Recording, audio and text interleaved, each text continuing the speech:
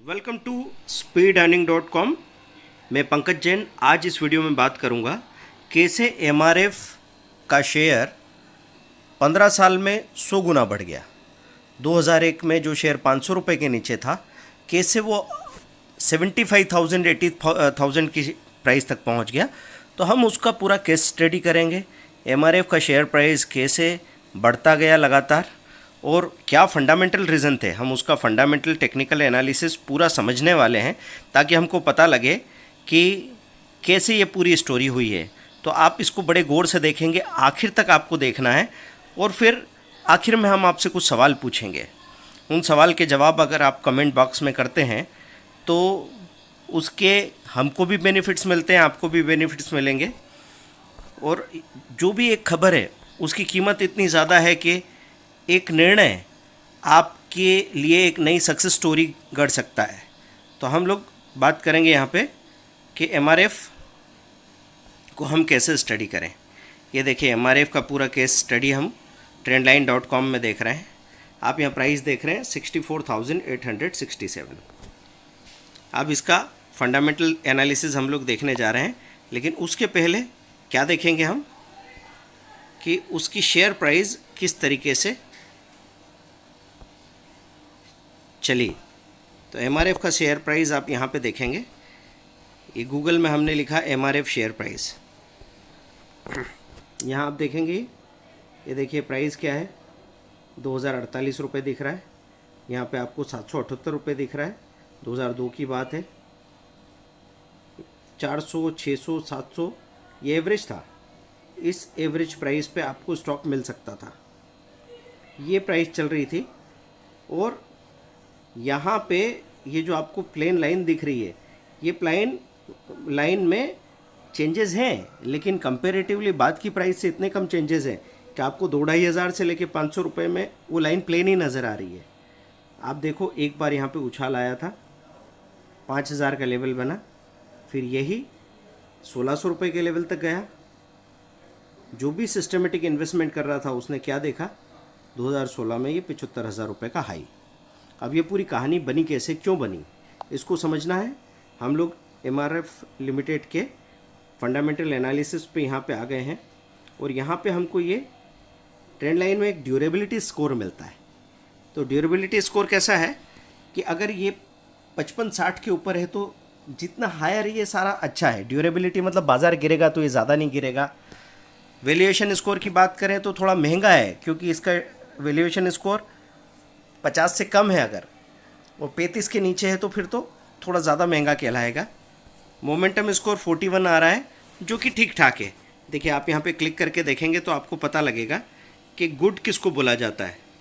Momentum 60 के ऊपर हो तो गुड है, वैल्यूएशन 50 के ऊपर है तो अच्छा है, ड्यूरेबिलिटी 55 के ऊपर है तो अच्छा है। मतलब कुल मिला के 60 के ऊपर सारी चीज़ें हों तो बहुत अच्छी बात है।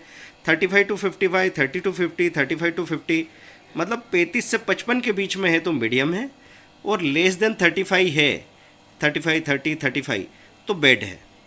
तो ये तीनों स्कोर्स क्या बताते हैं आपको, ये तीनों स्कोर्स आपको ये बताते हैं कि ड्यूरेबिलिटी कैसी है, मतलब बाज़ार के गिरने पे वो कितना गिरेगा।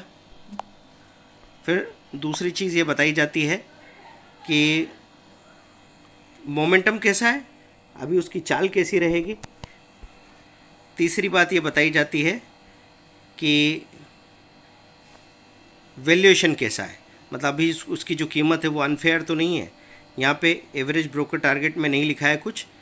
मार्केट कैपिटल 27,000 करोड़ की है। Price to book value ratio बहुत ज़्यादा नहीं है। देखो इतनी बड़ी प्राइस है फिर भी 2.5 का price to book value ratio है, मतलब कंपनी के पास अच्छे खासे असेट है। हवा में ही ऐसी प्राइस नहीं हो गई है। पी ट्रेलिंग टीटीएम पिछले 12 महीने का आपको दिख रहा है 19 के आसपास, बहुत ज़्यादा महंगा भी नहीं है। अब हमने इसमें यहाँ पे क्या क्लिक किया है, हम यहाँ पे एक तो पीयर ग्रुप देखते हैं। पीयर ग्रुप मतलब इसी ग्रुप की और कौन कौन सी कंपनीज है वो कैसा परफॉर्म कर रही है। तो पीयर ग्रुप में आपको दिख रहा है एमआरएफ, फिर आपको दिख रहा है डॉल्फिन रबर्स, फिर आपको दिख रहा है बालकृष्ण इंडस्ट्रीज़, फिर अपोलो टायर नज़र आ रहा है, सीएट लिमिटेड दिख रहा है, गुडियर इंडिया लिमिटेड दिख रहा है, जेके टायर दिख रहा है, टीवीएस श्री चक्रा दिख रहा है। तो ये सारी टायर बनाने वाली कंपनीज़ है। एमआरएफ का अलग ही रेट है। ऐसा क्यों है? हम यहाँ पे इनका रेवेन्यू वगैरह देखें तो एक आइडिया लगता है, लेकिन असली चीज़ कहाँ पता लगेगी?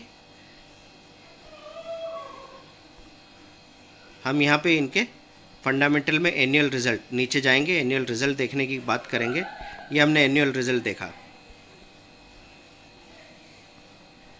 एनुअल रिज़ल्ट में आपको पता लग रहा है कि 2009 से रेवेन्यू कैसे बढ़ता जा रहा था। देखिए, एक ग्रोइंग कंपनी है, 5-6 हज़ार करोड़ से 7,500, 10,000, 12,000, 13,000 लगभग, 13,400, 20,000, 13,000, 15,000, 16,000, 16,574, इस तरीके से रेवेन्यू बढ़ता गया। पर रेवेन्यू के साथ में एक्सपेंसेस भी होते हैं, तो मेन चीज़ जो हम देखना चाहेंगे वो क्या है? प्रॉफिट्स। प्रॉफिट्स के आंकड़े कैसे थे? 2011 में जो 704 का प्रॉफिट था धीरे धीरे बढ़ा। अब प्रॉफिट ऐसा नहीं है कि एकदम पता नहीं कितनी गुना हो गया हो। एक्चुअली होता क्या है कि बड़ा अच्छा प्रॉफिट लगातार कमाने वाली कंपनीज कम होती है, तो ऐसी कंपनी का हर कोई हिस्सेदार बनना चाहता है, इसलिए उसमें जो अप्रिसिएशन आता है वो बहुत ज़्यादा हो जाता है।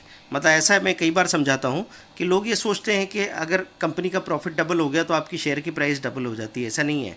अगर कोई कंपनी अपने प्रॉफिट को लगातार बढ़ाती जा रही है, भले 20-20% साल में बढ़ रहा हो, लेकिन ऐसी 1000 में से गिनी चुनी 50 कंपनी होगी, तो उन 50 कंपनीज पे दुनिया के सारे ट्रेडर्स, इन्वेस्टर्स, बायर्स आ जाएंगे, तो उसको 2 गुने की बजाय वो 20 गुना कर देंगे।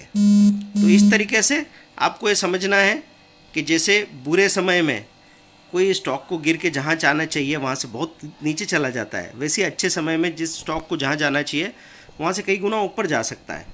यहाँ आप जो देख रहे हैं EBITD, DT मीन्स क्या होता है? Earning before interest, depreciation and tax, EBIDT है ना। ये कुछ टर्म्स है, आगे ध्यान रखना। आपको हर चीज़ देखने की ज़रूरत नहीं है, आप सीधा नेट प्रॉफिट पे और EPS पे ध्यान दे सकते हैं। तो मैं नेट प्रॉफिट पे ध्यान देता हूँ। नेट प्रॉफिट क्या बढ़ रहा है लगातार? किसी भी कंपनी के सेल से भी बड़ी चीज़ है उसका नेट प्रॉफिट। 250, 357, 618, 580, 808, 908, फिर एकदम से 2500 करोड़ हो गया। ये कब की बात है? जब आप वो 75,000 का हाई देख रहे हैं ना, तब 2016 की बात है ये। इसलिए आपने देखा वहाँ पे सबसे बड़ा उछाल आया प्राइस में। बाद में बाज़ार के साथ जब क्रूड की प्राइस वगैरह गिरती है तो टायर को डायरेक्टली फ़र्क पड़ता है। ये 1486 और 1131। फिर नेट प्रॉफिट का मार्जिन देखें आप, मार्जिन 2016 में मैक्सिमम था, जो अभी थोड़ा घट गया है। लेकिन ऐसा नहीं है कि कंपनी ने प्रॉफिट बनाना बंद कर दिया है। बेसिक EPS अगर हम उसका देखें तो 591, 591 से EPS बढ़ते बढ़ते कितना हो गया था? ये EPS यहाँ पे बिल्कुल हाई पे नज़र आ रहा है हमको, 3504 और 5916। 2015-16 की बात है। 2015-16 में यही EPS बढ़ के इतना हो गया था, 5,900 का अर्निंग पर शेयर। बहुत बड़ी बात होती है। कई बार हमने अपने वीडियो में बताया था, टॉप 100 EPS कंपनीज देखिए, जाके मनी कंट्रोल में आप देखेंगे तो आपको दिखेगा जो भी शेयर का प्राइस अनरिजनेबली ज़्यादा है, जिन्होंने बहुत बड़ी बड़ी सक्सेस स्टोरी बनाई है, वो सब अच्छे EPS वाली कंपनी है। EPS मतलब अर्निंग पर शेयर। कंपनी ने जो असली में प्रॉफिट बनाया है अपना बिजनेस करते हुए, उस प्रॉफिट को अगर हर एक शेयर पे गिना जाए कि एक एक शेयर को कितना मिलना चाहिए, तो उसको EPS कहा जाता है कि एक एक शेयर पे अर्निंग कितनी हुई है। वो असली चीज़ है किसी कंपनी की ग्रो करने के लिए। तो दोस्तों, ये कहानी थी जिसकी वजह से इतना ग्रो किया MRF ने। अब आपने यहाँ पे पीयर ग्रुप भी देख लिया, एनुअल रिजल्ट देखे, क्वार्टरली रिजल्ट देख सकते हैं, बैलेंस शीट और फाइनेंशियल रेशोज़ देख सकते हैं। बैलेंस शीट यहाँ देखने को मिल जाएगी, क्लिक करेंगे आप तो यहाँ पे सारे फंडामेंटल आपके सामने आ जाएंगे।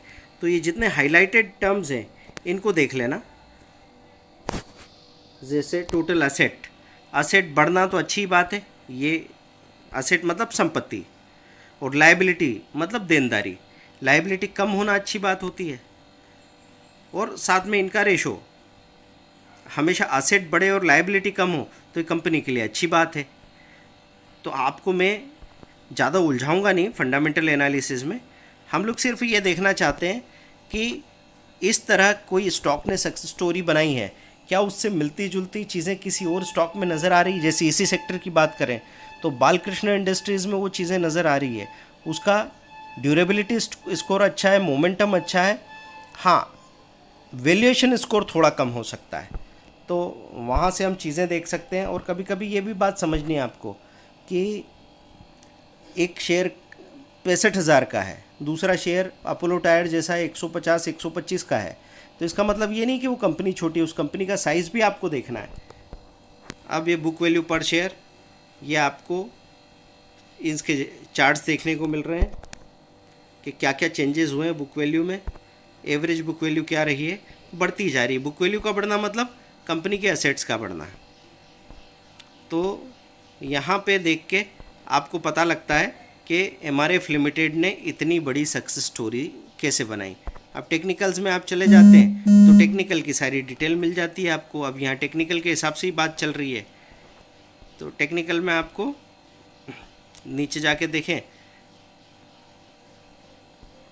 तो आरएसआई नज़र आ रहा है। RSI, MFI money flow indicator दिख रहा है, एमएससीडी दिख रहा है, MSCD signal, ADR, ADX, ROC, ये रेट ऑफ चेंज, ये सब कुछ यहाँ पे नज़र आता है। 30 दिन के मूविंग एवरेज, 50 दिन के, 100 दिन का और 200 दिन का मूविंग एवरेज आपको यहाँ पता लग रहा है। क्या ये स्टॉक अभी अपने 200 दिन के मूविंग एवरेज के ऊपर खड़ा है क्या? हाँ, ये 200 दिन के मूविंग एवरेज के ऊपर तो खड़ा है। इसका मतलब ये माना जाएगा कि ये उतना कमज़ोर शेयर नहीं है। महंगा होने के बाद भी उसको महंगा नहीं माना जा रहा है। अगर ये बहुत ज़्यादा ओवर वैल्यूड होता है, लास्ट में इसको प्राइस चेंज एनालिसिस, एक हफ्ते में ये 2% नीचे चला गया, लेकिन एक महीने में 1.5% ऊपर आ गया है, 3 महीने में ये 8% ऊपर आ गया। 8% समझ रहे हैं इसका? 8% का मतलब होता है 5,000 रुपये ऊपर आ गया है। 60,000 का शेयर 65,000 हो गया है। 6 महीने में ये 3% नीचे आ गया है। पिछले एक साल में इसने 18-19% का रिटर्न दिया है, और पिछले 3 सालों में इसने 7.1% का रिटर्न दिया है। 5 सालों में इसने 84% का रिटर्न दिया है। 29,700 रुपये बढ़ गया पिछले 5 सालों में।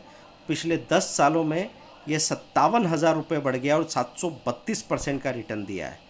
तो ऐसे आप एमआरएफ का पूरा वॉल्यूम देख सकते हैं। ये देखिए वॉल्यूम एनालिसिस आपको दिख रहा है, मंथ में वॉल्यूम कितना हुआ, वीक में वॉल्यूम कितना हुआ, डे में वॉल्यूम कितना हुआ, और 6 महीने में वॉल्यूम कैसा रहा है। ये सारा आपको यहाँ देखने को मिल जाता है। इसके pivot level, support 1, resistance 1, support 2, resistance 2, support 3, resistance 3, इन पे हम चाहे तो ऑर्डर लगा के भी रख सकते हैं। और कैंडलस्टिक पैटर्न में ये बुलिश हैरमी बना रहा है, तो हम देखेंगे आगे कैंडलस्टिक पैटर्न को आपको समझाएंगे। अगर आप नहीं समझते हैं तो हम कैंडलस्टिक पैटर्न में आपको ये समझाने वाले हैं कि कौन कौन सा कैंडलस्टिक पैटर्न किस तरीके से काम करता है। तो एनगल्फिंग का जस्ट अपोजिट होता है हैरेमी पैटर्न। एनगल्फिंग में आप देखते हैं छोटी कैंडल को बड़ी कैंडल कवर करती है, हैरेमी में बड़ी कैंडल के आगे छोटी कैंडल बनती है, सेकंड कैंडल थोड़ी छोटी होती है जो उसके अंदर अंदर इनक्लोज हो रही है। तो एक्टिव कैंडल स्टिक भी आपने देख लिया। देखिए आपके दिमाग में कई सारे सवाल खड़े हो गए हैं, कुछ बातें हैं जो आप नहीं जानते होंगे। कभी कभी हम सारे सवालों के जवाब एक ही वीडियो में दे दें, ऐसा ज़रूरी नहीं है। कभी कभी हम ये चाहते हैं कि आपके मन में नए सवाल खड़े हों, क्योंकि हम ये नहीं बता रहे हैं आपको कि ये जानकारी है और ज़िंदगी भर इसकी पोटली बांध के अपने पास रख लें। हम आपको ये सिखा रहे हैं कि हमेशा अपडेट कैसे रहना है। हमको छोड़ने के बाद भी 5 साल बाद भी आप अपडेट रह सको, हमारे जाने के 50 साल बाद भी आप अपडेट रह सको।